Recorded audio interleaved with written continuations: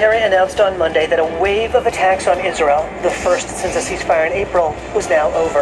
But it threatened to resume the strikes if Israel continued attacks on Lebanon.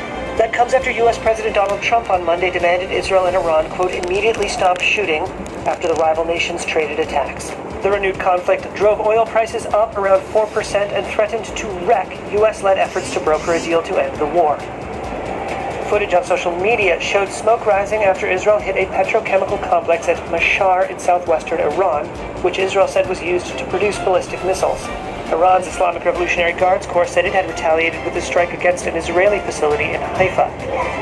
Israelis hurried to shelters as air raid sirens blared and interceptors streaked through the sky. Debris from Iranian rockets fell near the city of Jericho in the occupied West Bank and damaged a home in an Israeli settlement. Trump's demand to halt the fighting came after he told Israeli Prime Minister Benjamin Netanyahu to refrain from further attacks. Trump said he wanted to avoid undermining the peace talks with Tehran to end the more than 3-month-old conflict that began when the U.S. and Israel jointly attacked Iran at the end of February.